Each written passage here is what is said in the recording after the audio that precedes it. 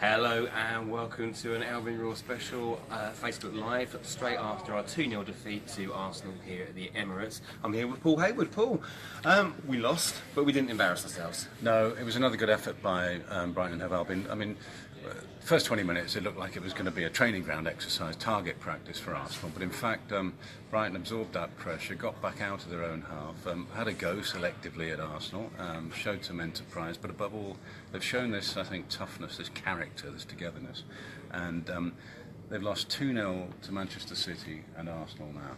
They've won 2 games, drawn another game, they've got 7 points.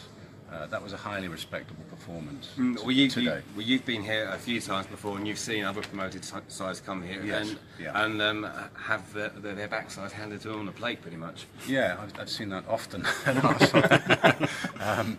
And actually, after about 20 minutes, I thought the Arsenal players got frustrated because Brighton were defending so well. And let's give a mention here to Duncan, Duffy and Stevens. I mean, they are so crucial to this team. They hold that centre of the side together. And I thought Matt Ryan actually had his, doubters at the start of the season. I thought he did very well in goal today. As a shot stopper, he was superb today. And he actually came and collected a few crosses as well for someone of his height against the height of the Arsenal attackers. That's pretty impressive.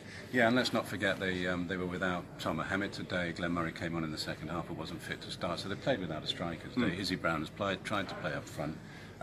He's a number 10 by nature, did a good enough job at the front of the team, but we also saw Izquierdo make his league debut today. That was interesting.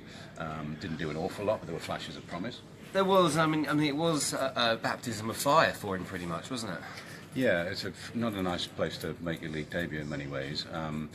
Some people were surprised that Knockout started on the bench, but then Knockout fizzled out really against Newcastle. He made a bright start, but didn't really, he didn't demand his place today. And I think it was good to see Izquierdo start in a big game and see what he can offer. And it might reignite Anthony Knockout's hunger to perform.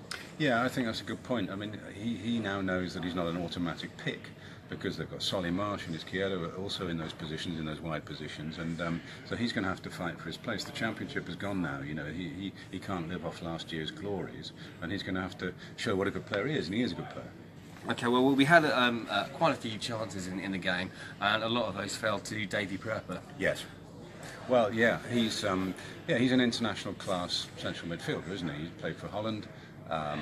Solly March hit the post, of course. So I think Brighton fans can go away feeling that the team created chances. They tried to win the game. We played without fear, which we did to a certain degree against Man City. Would you agree? Yeah, I think the Man City game was a massive culture shock, and why wouldn't it be? That's a £750 million team, first time out in the Premier League after 34 years out of the top flight. So you could understand that. I thought they looked a bit spooked against Leicester City as well away, but since then the team has been very professional, very organised, very committed, and they've looked like they're going to survive at this early point, I should say. And going forwards then, what do you make of our chances of surviving in the league this year? I think they're good. I mean, I just spoke to David Pleat on the way out, and he said, I think Brighton and Albion will survive. And I was encouraged by that. I think they will as well. Excellent. Well, thank you very much to Paul Hayward. I'll be back with the bloke who's holding the camera, which is of course Alan Wares, because our Facebook Live thing kept on dying with the connection. We get a better connection at the Amex, strangely. But thanks. We'll be back on air this weekend on Radio Reverb 97.2 FM, online at radioreverb.com, of course on our podcast. We'll see you then. Thanks a lot. Bye.